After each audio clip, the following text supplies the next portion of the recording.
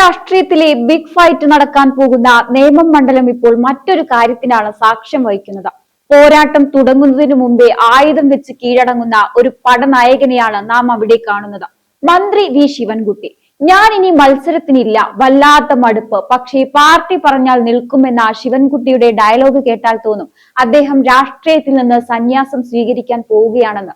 എന്നാൽ ഈ മടുപ്പിന്റെ യഥാർത്ഥ പേര് രാജീവ് ചന്ദ്രശേഖർ എന്നാണ്. 2026 നിയമസഭാ തിരഞ്ഞെടുപ്പിന് കളമൊരുങ്ങുമ്പോൾ നേമത്ത് താമര വിരിയിക്കാൻ സാക്ഷാൽ രാജീവ് ചന്ദ്രശേഖർ വരുമെന്ന് ഉറപ്പായതോടെ ശിവൻകുട്ടിയുടെ ചങ്കിടിപ്പ് കൂടിയിരിക്കുകയാണ്. 2021 കഷ്ടിച്ച് രക്ഷപ്പെട്ട ശിവൻകുട്ടിക്ക് ഇത്തവണ നേമം തന്റെ രാഷ്ട്രീയ അന്ത്യമാകുമെന്ന് ഉറപ്പായിരിക്കുകയാണ്.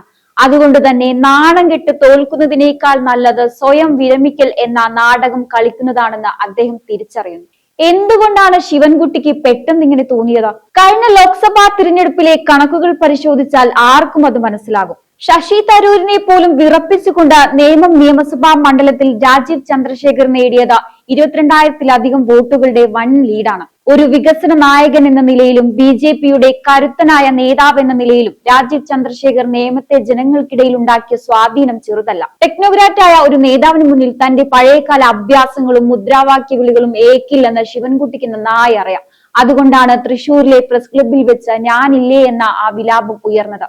ശിവൻകുട്ടിക്ക് ഇന്ന് നേമത്ത് വോട്ട് ചോദിക്കാൻ ഇറങ്ങാൻ മടിയാണ്. കാരണം സ്വന്തം പാർട്ടിക്കാരിയായ മേയർ ആര്യ രാജേന്ദ്രൻ തിരുവനന്തപുരം കോർപ്പറേഷനിൽ കാട്ടിക്കൂട്ടുന്ന കോപ്രായങ്ങൾ ജനങ്ങൾ കണ്ടു മടുത്തു കഴിഞ്ഞു. 107 കോടിയുടെ നികുതി കുടിശ്ശിക പിരിച്ചെടുക്കാതെ സ്വന്തം പാർട്ടി ബിനാമികൾക്ക് വീതം വെച്ചു കൊടുത്തു എന്ന ഓഡിറ്റ് റിപ്പോർട്ട് പുറത്തു വന്നതോടെ ജനങ്ങളുടെ മുൻപിൽ മറുപടിയില്ലാത്ത അവസ്ഥയിലാണ് മന്ത്രി. നഗരത്തിലെ റോഡുകൾ കുണ്ടും കുഴിയുമായി കിടക്കുന്നു. സ്മാർട്ട് സിറ്റി പദ്ധതി പ്രഹസനമാകുന്നു. ആര്യയുടെ യുവത്വത്തെ പുകഴ്ത്തി നടന്ന ശിവൻകുട്ടിക്ക് ഇപ്പോൾ തന്നെ ആ പേര് കേൾക്കുന്നത് തന്നെ പേടിയാണ്. ആര്യ ചെയ്ത അഴിമതിയുടെ പാവഭാരം കൂടി ശിവൻകുട്ടി ചുമക്കേണ്ടി വരും എന്നതാണ് വസ്തുത. ഇനി മത്സരിക്കാനില്ലെന്ന് പറഞ്ഞ ശിവൻകുട്ടി പിറ്റേന്ന് തന്നെ തിരുത്തി പറയുന്നത് പാർട്ടിയിൽ നിന്നുള്ള ശകാരം കൊണ്ടാകാം. പക്ഷെ ആ മനസ്സിലിരിപ്പ് ഇപ്പോൾ ലോകം മുഴുവൻ അറിഞ്ഞു കഴിഞ്ഞു.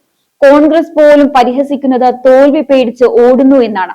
വിദ്യാഭ്യാസ വകുപ്പിലെ കുളമാക്കലുകളും കോർപ്പറേഷനിലെ ഗുണ്ടായിസവും നേമത്തെ വോട്ടർമാർക്ക് നന്നായി അറിയാം. BJPയെ നേരിടാൻ കരുത്തനായ നേതാവ് ശിവൻകുട്ടിയാണെന്ന് അവകാശപ്പെടുന്ന CPMന് ഇപ്പോൾ സ്വന്തം കരുത്തൻ തന്നെ മുട്ടുമടക്കിയിരിക്കുന്നത് കാണുമ്പോൾ സഹതാപം തോന്നുകയാണ്. BJPയുടെ മിഷൻ 2026 BJP ഇത്തവണ നേമം വെറും ഒരു സീറ്റായല്ല കാണുന്നത്. പൂട്ടിയ അക്കൗണ്ട് തുറക്കാനുള്ള മിഷൻ 2026 കേന്ദ്ര ബിന്ദുവാണ് നേമം. പ്രധാനമന്ത്രി നരേന്ദ്രമോദി നേരിട്ട് ശ്രദ്ധിക്കുന്ന ഒരു മണ്ഡലമായി നേമം മാറുമ്പോൾ അവിടെ പരാജയം ഉറപ്പിച്ചു നിൽക്കാൻ ശിവൻകുട്ടിക്ക് കഴിയില്ല.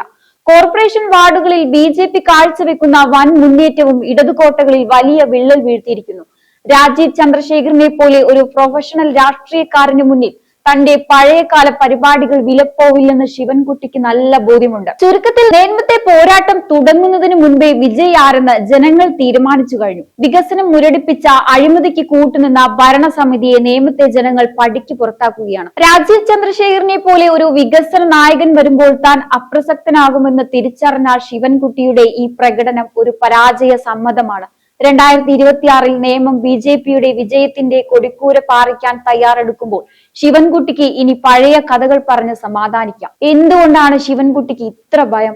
കഴിഞ്ഞ ലോക്സഭാ തിരഞ്ഞെടുപ്പിലെ കണക്കുകൾ പരിശോധിക്കാം. തിരുവനന്തപുരത്ത് ശശി തരൂർ തരംഗമുണ്ടായിട്ടും നേമം നിയമസഭാ മണ്ഡലത്തിൽ രാജീവ് ചന്ദ്രശേഖർ നേടിയത് 22,000-ലധികം വോട്ടുകൾ. ഒരു വികസന നായകൻ എന്ന നിലയിലും ക്ലീൻ ഇമേജ് ഉള്ള നേതാവ് എന്ന നിലയിലും രാജീവ് ചന്ദ്രശേഖർ നേമത്തെ ജനങ്ങൾക്കിടയിൽ ഉണ്ടാക്കിയ സ്വാധീനം ചെറുതായിരുന്നില്ല. 2021 K മുരളീധരൻ വന്നപ്പോൾ വോട്ട് ഭിന്നിച്ചതുകൊണ്ട് മാത്രം കഷ്ടിച്ച് ജയിച്ചു കയറിയ ശിവൻകുട്ടിക്ക് ഇത്തവണ അത്തരം ഭാഗ്യങ്ങൾ ഉണ്ടാകില്ലെന്ന് ഉറപ്പാണ്. ശിവൻകുട്ടിക്ക് വോട്ട് ചോദിക്കാൻ ഇറങ്ങാൻ പേടിയാണിപ്പോൾ. സ്വന്തം പാർട്ടിക്കാരിയായ ആര്യ രാജേന്ദ്രൻ തിരുവനന്തപുരം കോർപ്പറേഷനിൽ കാണിച്ചു കൂട്ടുന്ന കോപ്രായങ്ങൾ ജനങ്ങൾ കണ്ടുമടുത്തു. 107 കോടിയുടെ നികുതി കുടിശ്ശിക പിരിച്ചെടുക്കാതെ സ്വന്തം പാർട്ടി ബിനാമികൾക്ക് വീതം വെച്ചു കൊടുത്തു എന്ന ഓഡിറ്റ് റിപ്പോർട്ട് പുറത്തു വന്നതോടെ ജനങ്ങളുടെ മുൻപിൽ മറുപടിയില്ലാത്ത അവസ്ഥയിലാണ് മന്ത്രി. സ്മാർട്ട് സിറ്റി പദ്ധതിയുടെ പേരിൽ നഗരം കുളം തോണ്ടിയിരിക്കുകയാണ്. നഗരത്തിലെ റോഡുകൾ കുണ്ടും കുഴിയുമായി കിടക്കുമ്പോൾ, വികസനം മുരടിച്ചു നിൽക്കുമ്പോൾ ആര്യയുടെ യുവത്വത്തെ പുകഴ്ത്തി ഇത്രയും കാലം നടന്ന ശിവൻകുട്ടി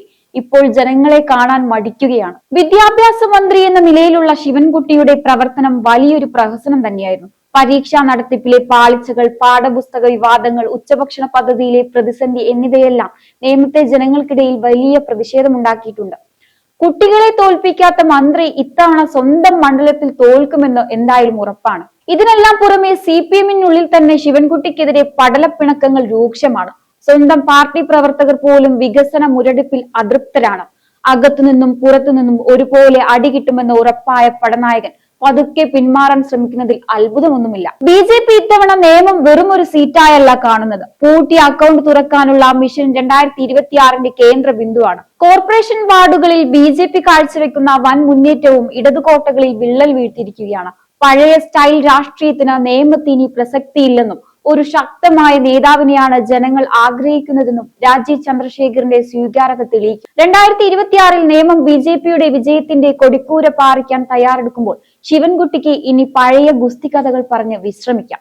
ഇത് ശിവൻകുട്ടിയുടെ മാത്രം പേടിയല്ല, മറിച്ച് മുഖ്യമന്ത്രി പിണറായി വിജയന്റെ പേടി കൂടിയാണ്. നിയമം പിടിച്ചാൽ അത് കേരളത്തിൽ BJPയുടെ ഭരണത്തിലേക്കുള്ള ചവിട്ടുപടിയാകുമെന്ന് പിണറായിക്ക് നന്നായിട്ടറിയാം. അതുകൊണ്ട് തന്നെ തോൽക്കുമെന്ന് ഉറപ്പുള്ള ശിവൻകുട്ടിയെ മാറ്റി നിർത്തി മറ്റൊരു പാവയെ പരീക്ഷിച്ചു നോക്കാൻ CPM തയ്യാറെടുക്കുകയാണ്.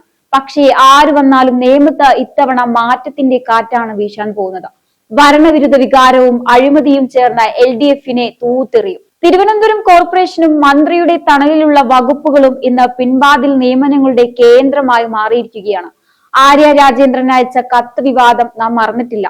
സ്വന്തം പാർട്ടിക്കാർക്ക് ജോലി നൽകാൻ വേണ്ടി ലിസ്റ്റ് ചോദിക്കുന്ന മേയറും അതിന് കൂട്ടുനിൽക്കുന്ന മന്ത്രിയും. നേമത്തെയും തിരുവനന്തപുരത്തെയും ലക്ഷക്കണക്കിന് ഉദ്യോഗാർത്ഥികൾ PSC പരീക്ഷ എഴുതി ജോലി കാത്തു നിൽക്കുമ്പോൾ പാർട്ടിക്കാർക്ക് വേണ്ടി വഴിവിട്ട് സഹായിക്കുന്ന ഈ ഭരണകൂടത്തോട് യുവാക്കൾക്ക് വലിയ പ്രതിഷേധമുണ്ട്. രാജീവ് ചന്ദ്രശേഖർ കേന്ദ്രമന്ത്രിയായിരുന്നപ്പോൾ ഇന്ത്യയിലുടനീളം തൊഴിൽ മേളകൾ നടത്തി ആയിരക്കണക്കിന് യുവാക്കൾക്ക് ജോലി നൽകിയപ്പോൾ ശിവൻകുട്ടി ഇവിടെ സ്വന്തം പാർട്ടി ഓഫീസിലെ ഗുണ്ടകൾക്ക് ജോലി ശരിയാക്കുന്ന തിരക്കിലായിരുന്നു. ഈ യുവരോഷം തിരഞ്ഞെടുപ്പിൽ ശിവൻകുട്ടിയെ ചുട്ടു പൊള്ളിക്കുമെന്ന് ഉറപ്പാണ്. ഇതൊരു കേവലമായ പിന്മാറ്റമല്ല, മറിച്ച് കേരളത്തിന്റെ രാഷ്ട്രീയ ഭൂപടത്തിൽ സംഭവിക്കാൻ പോകുന്ന വൻ മാറ്റത്തിന്റെ സൂചന തന്നെയാണ്. വികസനത്തിന്റെ പുതിയ വേഗവും സുതാര്യമായ ഭരണവും സ്വപ്നം കാണുന്ന തലസ്ഥാനത്തെ ജനങ്ങൾക്ക് മുന്നിൽ പഴയകാല മുദ്രാവാക്യങ്ങൾ കൊണ്ട് ഇനി പിടിച്ചു നിൽക്കാൻ കഴിയില്ലെന്ന വലിയ തിരിച്ചറിവാണ് മന്ത്രിയെ കൊണ്ട് ഇങ്ങനെയൊരു പ്രസ്താവന നടത്തിച്ചിരിക്കുന്നത്. ഭരണതലത്തിൽ നടന്ന അഴിമതികൾക്കും കെടുകാര്യസ്ഥതയ്ക്കും മുന്നിൽ മറുപടിയില്ലാതെ പതറുന്ന ഇടതുപക്ഷത്തിന് നിയമം ഒരു പേടി സ്വപ്നമായി മാറിക്കഴിഞ്ഞു.